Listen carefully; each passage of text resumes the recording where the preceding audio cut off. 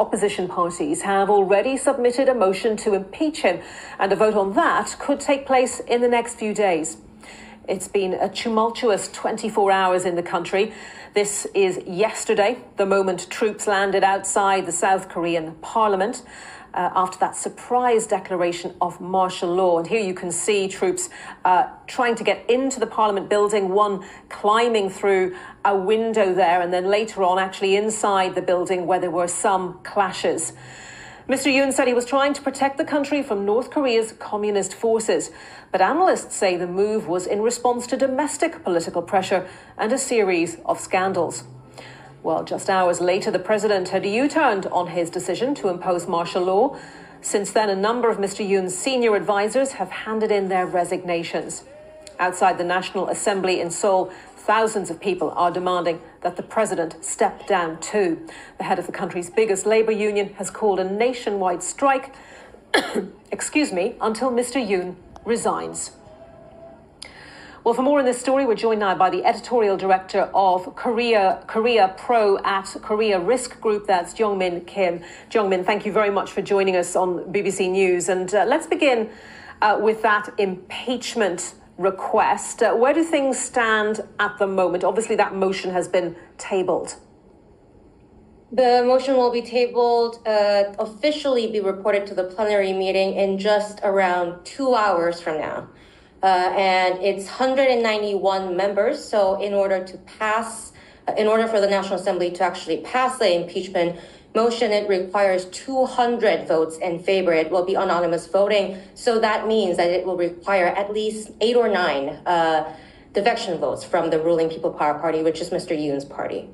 And we've heard criticism from his own party since he took this surprise decision to declare martial law. So certainly a big question mark over whether he could get his entire party in Parliament to back him.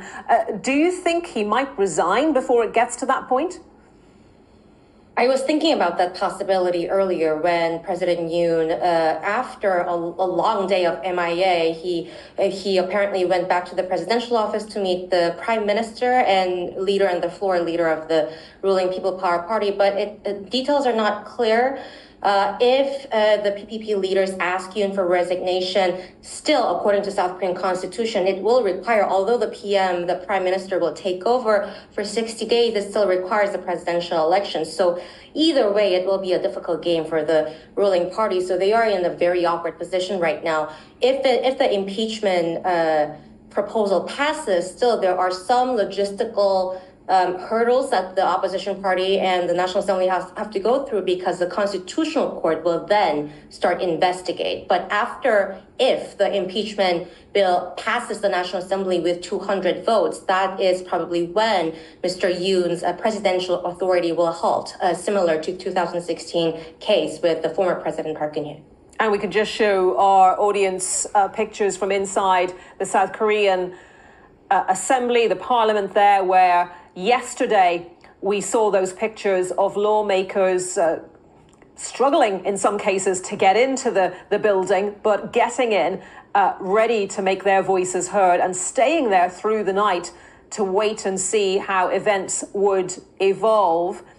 And Jong-min, obviously throughout the night as well, we saw the public, many members of the public making their voices known too, protesting this decision, the surprise decision to declare martial law. And we know at the moment there is a march on the presidential office trying to pile on the pressure on the president to actually step down. But what can you tell us about his personality? Is he someone who is likely to be swayed by this pressure, both political and public? Honestly, I feel like I absolutely know nothing about what Yoon is like right now, because the martial law was such a surprise. He tends to listen to a very handful of aides that is close to him, including the defense minister reportedly who was the one that advised Yoon to do the martial law. But personally, he is usually very adamant with his decisions.